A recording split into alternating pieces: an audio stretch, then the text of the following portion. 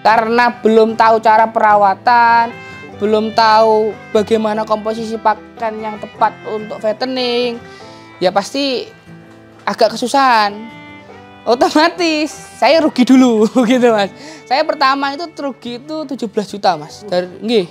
Ini fair lagi. Ini fair. Kata titani lagi netok nanti malah aku nanti yang di jereng ini Mas lah ngoten to. Tak titani pahitnya dulu. Saya 60 ekor rugi 17 juta. Tahun kedua rugi 16 juta. Kosnya itu ada ongkir lah. Tapi kalau 1-2 ya otomatis kita pakai jasa ekspedisi. Gitu. Cara transaksinya bagaimana Mas? Kalau transaksinya biasanya kita bisa COD. Nanti setelah barangnya sampai dibayar tidak apa-apa. Kalau nggak gitu biasanya kita kalau yang jauh kita video call. Kira-kira yang mau dipesan yang mana, terus kita timbang, real, timbang. Waktu kita timbang juga kita video call, jadi ketemu angkanya berapa. Setelah itu kita kalikan harga, gitu. Ya sampun, seperti itu nanti kita kirim, gitu. Biasanya kalau COD ya setelah barang sampai baru dibayar. Kalau nggak gitu, kalau sudah bisa langganan gitu, wes Mas aku tak bayar sekalian sama natur jadwalnya kapan monggo gitu. Mas ini kalau domba yang paling diminati peternak ini yang jenis apa ini Mas kalau di Bali kesini? Kalau karena kebanyakan di sini kan jenisnya komposit Mas ya. Ya otomatis untuk permintaan pasti komposit untuk jenis baik yang penggemukan atau yang breeding. Nah, tapi pasti kalau peternak itu punya pejantan di farmnya masing-masing lah. Jadi kebanyakan beli di kami itu bentuknya Mas, jenisnya betina. Kebanyakan betina. Betina-betina itu. Mas kalau seminggu atau per bulan gitu bisa menjual berapa ekor ini Mas? Kalau gini Mas, jadi ya kita sama-sama tahu lah secara market ini kan juga agak lesu nggih. Untuk market per bulan ini sampai mundur kita tarik sampai Agustus itu juga mulai menurun lah. Apalagi ini juga akhir tahun. Kalau biasanya normal itu per bulan itu sekitar 200 sampai 300-an ekor lah. Kalau dari farm kami lah nggih, itu udah sampai 300 ekor. Itu yang fattening aja. Kalau yang breeding paling sekitar 100-an lah Mas. Untuk breeding. Memang dari awal kan kita segmentasinya fattening, jadi masuknya kejagal semua.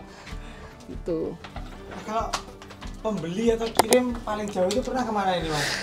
Ke Lampung pernah Mas? Ke Lampung pernah? Nggih, pernah ke Lampung, tapi jenis. Kemarin saya kirim ke Lampung itu jantannya F2 Dorper, terus betinanya itu cross texel itu 10. Jadi paling jauh itu Lampung Selatan itu Mas. Tapi ya itu inden dulu 1 bulan karena kita ngikut jasa ekspedisinya kapan berangkatnya itu. Kalau paling jauh ke Lampung sementara ini. Kalau paling banyak ini Mas, ini berapa ekor ini Mas? Populasi? Enggak, pembeli pernah beli paling banyak itu berapa ekor ini? Kalau langsung ke kandang itu yang pernah banyak itu sekitar kemarin itu 70 ekor Mas. 70 ekor. Nggih, itu pulang dari Taiwan orangnya, terus pengen ternak domba jadi babon anak sak bapaknya dibawa semua. Gitu. Akhir Kakak Mas ya? nggih, 1 kakak itu Mas. Wis pokoknya sak peranaan iku, akhirnya diambil semua sama orang Trenggalek sini. Itu katanya sih Masnya itu baru pulang dari Taiwan terus tidak pengen balik lagi, intinya pengen beternak. Gitu, terus main ke kandang, alhamdulillah cocok. 70 ekor itu babon anak sak bapaknya digawa kabeh wis. Jadi 1 hari itu langsung kita kosong. Kosong mompong wis. Diborong. Nah Mas ini kalau di Paris itu buka mitra nggak Mas ini Mas? Sebenarnya sih bukan mitra Mas nggih. Konco ternak lah, konco ternak. Kalau mitra nanti kan pasti ada MOU dan lain-lain nggih. Kalau saya konco ternak. Jadi saya punya market, terus sekiranya peternak itu ingin gabung monggo.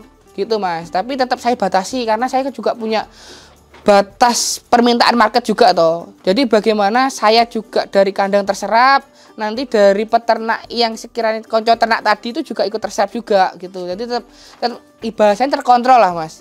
Kalau sudah memenuhi kapasitas ya ngapunten, saya stop dulu. Saya tidak buka anu dulu. Biar nanti juga anu lah Mas. Saya kan tidak pengen bahasanya ada dusta di antara kita. Ngarepe tok ngarepe legi kok mburine pahit. Waduh, iku Mas, aku nanti yang beban nanti. Mas, Nggih.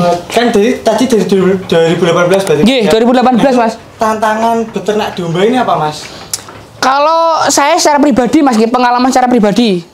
Itu dulu saya pertama merintis itu 60 ekor Mas.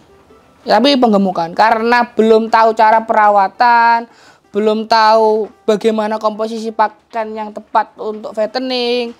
Ya pasti agak kesusahan. Otomatis saya rugi dulu gitu Mas.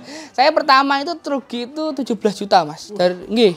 Ini fair lagi. Ini fair. Kata titani manik lagi netok nanti malah aku nanti yang di jereng ini Mas lah ngoten to. Tak titani pahitnya dulu. Saya 60 ekor rugi 17 juta. Tahun kedua rugi 16 juta. Tapi karena kondisinya memang saya pengen banget untuk survive di dunia peternakan, ya mau tidak mau harus terus belajar. Akhirnya saya belajar ke sana ke sini. Akhirnya saya tahu komposisi yang tepat untuk perawatan, untuk pakan itu bagaimana. Akhirnya alhamdulillah dari pengalaman itu ya mulai berkembang. Sekarang populasi kalau di kandang Tulungagung itu sekitar 90-an ekor lah Mas. Itu. Oh, berarti punya kandang lagi Mas ya? Ya ada Mas. Nanti reviewnya belakang aja. Nanti di sini aja dulu Mas. Gitu. Gitu. Kalau kisah menarik ini Mas, kisah menarik selama beternak domba ini apa ini? Kalau menariknya Mas, saya kan bedanya kan saya backgroundnya itu kan industri kayu Mas G. Jadi saya itu ekspor impor di bagian kayu lapis, triplek lah. Nah, karena mungkin ada kepenatan, pengen ada ketenangan lah. Ya saya alhamdulillah di domba ini, beternak ini alhamdulillah ada ketenangan secara pribadi. Nah, mungkin itulah yang tak rasakan Mas. Jadi aku pamane pusing ke kandang ya toh. Lihat-lihat domba 1 jam 2 jam setelah itu pulang wis refresh nah Mas. Lah itu refreshku ndak usah ke pantai apa nanti sini kandang wae aman. Hiburannya ke kandang. Itu yang tak rasakan itu yang utamanya di situ Mas. Ya yang kedua ya tetap penjualan lancar. Kalau penjualan lancar ya tambah seneng meneh ngono Mas. Ini Mas, kenapa kok memilih beternak domba ini Mas? Anu Mas, saya itu pernah beberapa kali sih, ada beberapa mencoba beternak. Yo sapi itu dulu ini kandang sapi awalnya. Ini jumlahnya sekitar 6 ekor dulu. Penggemukan juga hancur, wis gak popo. Kita coba untuk survive, kita coba di kambing Jawa. Ndak telaten ngarite, ya loh. Karena ndak punya bang pakan aku Mas, terus terang. Jadi ndak punya lahan untuk bang pakan. Terus aku dikasih, ya otomatis kan aku tetap ingin beternak. Akhirnya cari-cari informasi, ada beberapa opsi. Oh, kan jajal coba domba gitu. Akhirnya alhamdulillah cocoknya di domba karena kan domba itu ya alhamdulillah mangan ngawur berarti mau lah. Ya apa meneh ini saya treatment untuk konsentrat ini enggak butuh waktu yang lama. Ya mungkin 1 hari 2 hari sudah mau gitu. Jadi lebih enak Mas. Ibaratnya kalau saya enggak pas di rumah itu ada istri atau saudara aku njaluk tulung iki pakakno yang enak gitu. Ini Mas, kan ini banyak peternak pemula ini Mas ya, Nggih. channelnya sebelumnya sini. Nggih. Tips untuk peternak pemula sebelum beternak domba ini apa ini Mas? Kalau saya, yang pertama jangan langsung banyak dulu, meskipun punya uang. Karena secara resiko itu yang namanya barang atau hewan yang hidup lah, pasti akan yang bernyawa toh. Coba dulu 2-5 ekor dulu.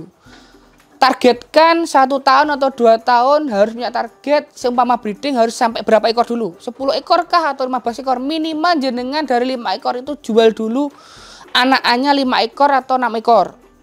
Setelah itu bisa monggo jenengan mau gaspol atau mau untuk scale up ke dunia peternakan khususnya domba monggo. Yang penting jangan banyak dulu lah saran dari saya karena katanya orang wis penak domba ayo mangan sembarang arep tapi kan tetap di situ ada resiko tuh Mas. Karena hewannya bernyawa pasti kan ya ada resiko mati dan lain-lain gitu. Kalau tips untuk ini Mas, sebelum beternak domba ini yang perlu disiapkan apa aja ini Mas? Yang pertama tetap Mas, yang penting itu adalah bang pakan. Nggih, bang pakan. Karena jenengan mau populasi berapapun kalau punya bang pakan, jenengan tenang secara beternak. Wis gak mikir iki aku golek pakan neng ndi kalau seumpama itu breeding. Gitu. Kalau semua fattening minimal harus tahu dulu ilmu secara perawatan dan pembuatan pakan. Itu. Karena perawatan itu adalah treatment pertama yang paling penting nanti jenengan penggemukan. Salah di awal, jenengan 2,5 bulan tidak dapat profit. Itu garis besarnya. Itu. Mas, tadi kan untuk pakan ini bikin sendiri ya Mas? Iya. Nah itu kosnya sehari itu berapa ini Mas? Kalau konsentrat saya per hari itu ketemunya di 3.700 sampai 4.000 Mas. Konsentrat kan untuk penggemukan. Tapi kalau yang breeding, karena breedingku juga tidak terlalu banyak, sekitar 15-an ekor lah ini breedingnya. Itu paling kalau secara kurs keuangan, kasus uang itu paling sehari paling berapa nggih? 20.000 lah mungkin. 20.000. Iya, 20.000 per hari. Karena kan saya kan pakainya kan 80% kan hijauan. Kalau yang breeding yang 20% cuma nanti tambahan konsentrat dari sisanya penggemukan ini gitu. Nah, kalau ini Mas, ini kan banyak peternak pemula juga yang udah banyak domba ini kan kebingungan ini untuk jual belinya lah. Untuk tips untuk jual beli bagi peternak pemula ini apa ini Mas? Ya kalau secara kalau kita lihat dulu dari populasi juga sih Mas. Kalau masih sedikit kita kan juga masih ada media sosial, terus lewat Asbanas juga ini yang bisa membantu secara market juga. Terus nanti dari teman ke teman, terus dari rekanan saudara itu kalau masih sedikit mungkin itu masih bisa. Tapi kalau sudah banyak ya otomatis kita harus cari market. Kita perbanyak ruang lingkupnya di dunia peternakan biar serapannya pun juga maksimal dengan jumlah populasi yang kita ternak gitu. Nah, ini terakhir ini Mas. Gih. Harapan jenengan untuk dunia peternakan domba ke depan ini apa ini Mas? Kalau harapan saya sih, yang pertama tetap apapun yang terjadi, ya tetap harus semangat dulu lah Mas. Karena kan kalau enggak semangat di awal nanti waktu ada yang mati atau marketnya lesu dan lain-lain, nanti pasti putus. Sedangkan kalau putus itu pasti ya wis malah rugi semua sebenarnya. Ya kalau saya sih saya pribadi untuk teman-teman peternak pemula, monggo kalau mau belajar langsung ke kandang saya juga bisa. Kalau nggak gitu sekarang kan banyak media sosial yang YouTube dan lain-lain kan bisa belajar di situ. Yang penting punya semangat dulu, telaten dan komit di dunia peternakan. Intinya itu. Baik teman-teman, nama saya Faris Wildan Imanuddin. Saya owner dari Pari Kesit Farm yang berlokasi di Desa Sawo, Kecamatan Campur Darat, Kabupaten Tulungagung. Bagi teman-teman yang berminat dengan spekan pedaging atau breeding, bisa menghubungi kontak saya di 085 6467 22217. Jangan lupa untuk subscribe Asbanas TV. Terima kasih. Asbanas Jaya Jaya Jaya.